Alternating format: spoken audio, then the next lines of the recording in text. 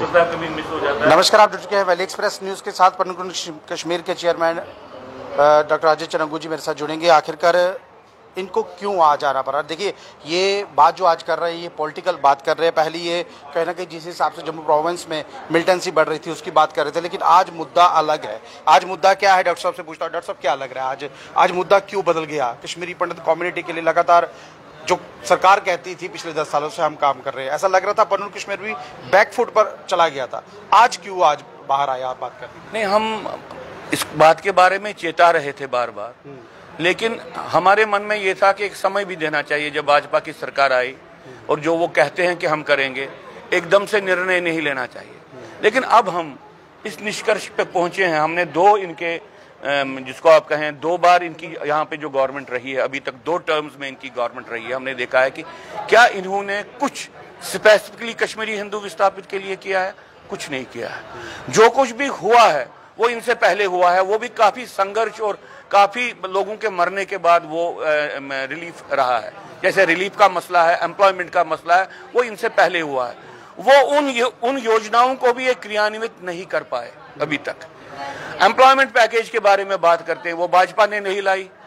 और ये employment package नहीं है, बेसिकली सुपर न्यूमरी पोस्ट क्रिएट किए गए हैं, नॉन पेंशनेबल, नॉन ट्रांसफरेबल और ऐसे SRO 34 DM RRR करके ऐसे उन्होंने कानून जो बनाए हैं अंदर से। आपने नॉन ट्रांसफरेबल, लेकिन 570 बच्चा आज भी यहाँ पर ट्रांसफर है, वो भी भारतीय जनता पार्टी की इन्फ्लुएंस से।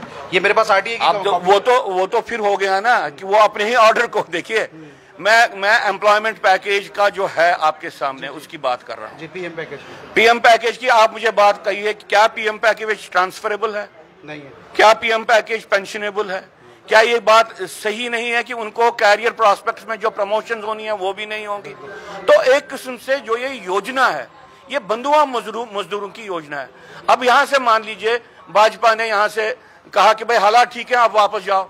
जो वहां से भाग के आए थे वो यहाँ पे आए, फिर उनको यहाँ से उनको बोला आपकी तनख्वाह बंद करेंगे, आप वापस जाओ। वो वापस गए और फिर उनको बोला कि जाओ जम्मू घूम के आओ, हालात ठीक नहीं है, इलेक्शन होने वाले हैं, उनके लिए ऑर्डर्स निकाले, आप अपने कैंपों में ही रहो। वैसे ही एक सिलसिला चल रहा है। इसमें जो भाजपा के अपने पर्सनल किसी को फायदा पहुंचाना हो सकता है, ऐसे लोग हो। मैं योजना की बात कर रहा हूं। ये योजना न तो भाजपा की योजना थी, एम्प्लॉयमेंट पैकेज की योजना भाजपा की योजना नहीं थी। भाजपा को इसको कंप्लीट करना था, वो अभी पूर्ण रूप से कंप्लीट नहीं कर पाई। भाजपा ने उद्घोषणा की कि हमने वहां पे मकान बनाए हैं, ट्रांजिशन कैंप का वहां पे निर्माण की प्रक्रिया थी। लेकिन अभी कुछ योजनाएं हैं, वहां पर क्वार्टर्स बनाए गए हैं, भाई को भाई से लड़ाया गया है। अब देखिए, जो बच्चे वहां पर 2018 पे इस वक्त नौकरी लगे हैं, उनको वहां पर क्वार्टर्स दिए जा रहे हैं। जो पहले से कर रहे हैं वो कहीं ना कहीं बाहर हैं, आज भी क्वार्टर्स दिए जा रहे हैं। उड़ीना के क्वार्टर्स की बात कर लीजिए और अलग अलग एरियाज की बात कर लीजिए। देखिए, ये बात भी तो आपके सामने ही है। ये बोल रहे हैं कि 2800 के करीब हमने क्वार्टर्स बनाए हैं, वो पूर्ण रूप से भी कंप्लीट नहीं हुए हैं। और वो ट्रांजिशन कैंप्स के क्वार्टर्स हैं, वो कोई मकान नहीं है। और यहाँ के इनके शीर्षस्थ नेतृत्व ने डिक्लेयर किया भारत की जनता को गुमराह करने के लिए कि हम उनके लिए मकान बना रहे हैं। और अब जो आप मुझे बात बोल रहे हैं कि भाई लड़ा रहे हैं, जो पहले से क्यू में थे उनको नहीं दे रहे हैं, मैं भी सिफारिश के कारण या किसी और के कारण किसी और को दे रहे हैं। तो ये सब कुछ चल रहा है, ये सब कुछ पाखंड चल रहा है। रिलीफ को नहीं बढ़ा रहे हैं। अच्छा, रिलीफ को बढ़ाना चाहिए था। कोरोना हुआ, महंगाई इतनी बढ़ गई, कम से कम ये छोटा सा क्वार्टर जो हमारे समाज का है, इसका तो कम से कम भलाई की सोचना चाहिए। मेडिकल केसेस कितने हैं रिलीफ के पेंडिंग है इनके पास, वो नहीं किया। मुझे आप बताइए एक भी योजना जो 5 करोड़ की हो, 5 करोड़ कुछ नहीं होता है, जो भाजपा ने लाई हो अपने टाइम समय में। नहीं, इंश्योरेंस भी तो कहीं ना कहीं आप लोगों को नहीं दिया जा रहा। इन सबसे बड़ी बात, में माफ कीजिएगा मैं आपको रोक रहा हूँ, वहां पर एक प्रॉब्लम हो रहा है। 1300 से ज्यादा जो लोग हैं उनका रिलीफ अभी बंद कर दिया गया है। वो समझ नहीं आ रहा, जब सब कुछ ऑनलाइन है, आधार कार्ड, पैन कार्ड, हर एक डॉक्यूमेंट ऑनलाइन है, तो रिलीफ बंद करने की नौबत क्यों आ रही है? पॉलिटिकल मैनेजमेंट, तंग करने की बात। वो वही काम करें जो वो चाहते हैं। एक साइड से हालात खराब हो रहे हैं, दूसरे साइड से मेरे जैसे बंदे, आप जैसे बंदे को बोलना कि झंडा उठाओ बीजेपी का वहां पे। अगर किसी ने ये नहीं माना, उनको तंग करना, उनके ड्रामा में शामिल नहीं होना, ये प्रक्रियाएं चल रही हैं। भाजपा एक ड्रामा कर रही है और नहीं करना चाहिए था। दुख की बात है, आपने खुद बोला कि हम नॉर्मली ऐसे विषयों को बार बार नहीं उठा रहे थे, हम एक स्पेस दे रहे थे। लेकिन अब लग रहा है कि यहां से पानी ऊपर हो गया। हमको जो सोच थी कि ये एक बदलाव लाएंगे, ये वो बदलाव नहीं ला पाए। लाया ना, 1,30,00,000 पॉपुलेशन का जो वोटर का हक था उसको खत्म कर दिया, एलजी साहब को पूरी पावर दे दी, क्योंकि यहाँ पर इनको चाहिए नहीं कोई चीफ मिनिस्टर होगा कि नहीं होगा। ये कैप्चर्ड इलेक्टोरल कॉन्स्टिट्यूएंसी है। ये सोचना कि कश्मीरी हिंदू का वोट उसको पूछने के बगैर या उसको धमकी देके मैं ट्रांसफर करूंगा कश्मीर, और कश्मीर में ये वोट मेरे पॉकेट में रहेगा, सोच ये है अमित शाह जी की सरकार में इस तरीके से सोचा जा रहा है।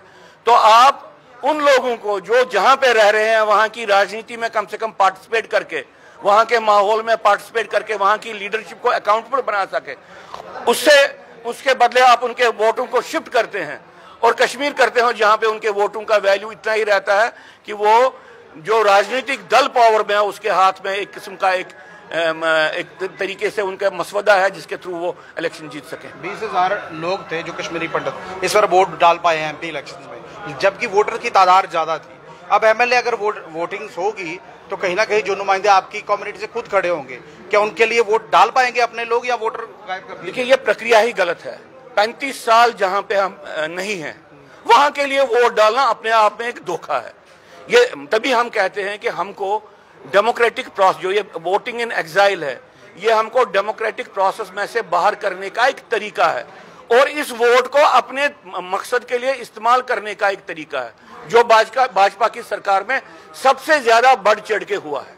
लास्ट सवाल रहेगा मेरा, अभी जिस हिसाब से अभी हालात खराब हुए हैं, 1.5 महीना हुआ अभी नई सरकार बने हुए, 18 लोगों की मौत हुई है, 10 कहा जाए तो बाहर के लोग थे जो यहाँ श्रद्धालु आए थे और 8 जवान हैं। ना ट्वीट होम मिनिस्टर का आया, ना अमित शाह जी, ना होम मिनिस्टर का आया, ना रक्षा मंत्री का आया, ना ही प्रधानमंत्री साहब का आया। बाहर का दौरा कर रहे थे लेकिन जम्मू कश्मीर से लेना देना कुछ नहीं हुआ।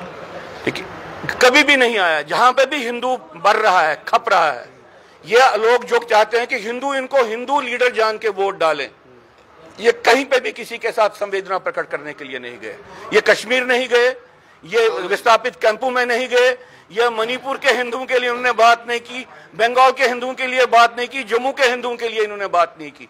ये लोग ऐसे इनको बंद कर दिया गया है, हिंदू के प्रति नॉर्मल जो सेकुलर कंसर्न भी प्रकट करने के लिए इनके पास हिम्मत नहीं है। अब किनकी बात कर रहे हैं? नहीं, कश्मीर गए थे, घोषणा कर आए वहां पर जल्द इलेक्शन होगी, जल्द ये होगा, लेकिन जहां सब कुछ उल्टा हो रहा है। आपने विक्टिम्स की बात की ना, मैं कहता हूं ये कहीं पे भी हिंदू विक्टिम्स से नहीं मिलते हैं। क्या लग रहा है ये हिंदुओं के साथ चलने वाली सरकार निष्ठुर है, अपैथेटिक है हिंदुओं के बारे में। इनका जो स्ट्रेटेजिक सोच है, इनका जो पॉलिटिकल सोच है हिंदुओं के बारे में, वो ठीक नहीं है, उसको बदलना पड़ेगा इनको। तो अभी जो 13 सीटों से 2 आई हैं, बाकी हार गई हैं ये लोग। देखिए, एक ट्रेंड है, देखिए बाय इलेक्शन है, मैं उसके बारे में बात नहीं करूंगा, लेकिन एक ट्रेंड तो है, लद्दाख का बोध इनसे निष्ठुर हो गया है। अभी मैं आज आपको अपने हिंदू समाज की तरफ से कह रहा हूं कि हमारे अंदर जो बातें चल रही हैं, आज हमने पहली बार बात की है, तो कश्मीरी हिंदू समाज के अंदर के डिस्कशंस, नैरेटिव की मैं बात आपके साथ कर रहा हूं। जम्मू में 20% वोट इनके कम हो गए हैं, हिंदू तो इनसे दूर जा रहा है, ये समझ के कि ये पाखंड कर रहे हैं। ये पाखंड नहीं कर रहे हैं, इस बात को समझाने की राजनीति अब इनको करनी है। नहीं करेंगे तो मर जाएंगे। हम क्या करें? पन्नू कश्मीर अब कहीं ना कहीं कमर कसकर आ चुका है बाहर, जो पहले बोल नहीं रहा था बोलता रहेगा। पन्नू कश्मीर कंसिस्टेंटली भाजपा को क्रिटिसाइज करता आ रहा है वो बहुत से इश्यू को लेके, लेकिन हमने थोड़ा सा मार्जिन इनको दिया था कि भाई शायद ये चेंज करेंगे, अब वो मार्जिन नहीं है। बहरहाल देख लीजिए, कहीं ना कहीं भारतीय जनता पार्टी बदलती हुई नजर तो नहीं आई, लेकिन पन्नू कश्मीर जो है कहीं ना कहीं आज थोड़ा बहुत बदलाव जो है इसमें आया है। अगर काम नहीं करेंगे, अगर कश्मीरी पंडित कम्युनिटी को कुछ नहीं देंगे और भी हिंदू जो लोग हैं उनको अगर कुछ नहीं मिलेगा, तो कहीं ना कहीं पन्नू कश्मीर जो है तत्पर खड़ी रहेगी, लोगों की बात जो है वो हमेशा करती रहेगी। बहरहाल ये लाइव दृश्य अगर आपको अच्छा लग रहा हो, अपनी महत्वपूर्ण राय जो है वो कमेंट बॉक्स में जरूर रखिएगा।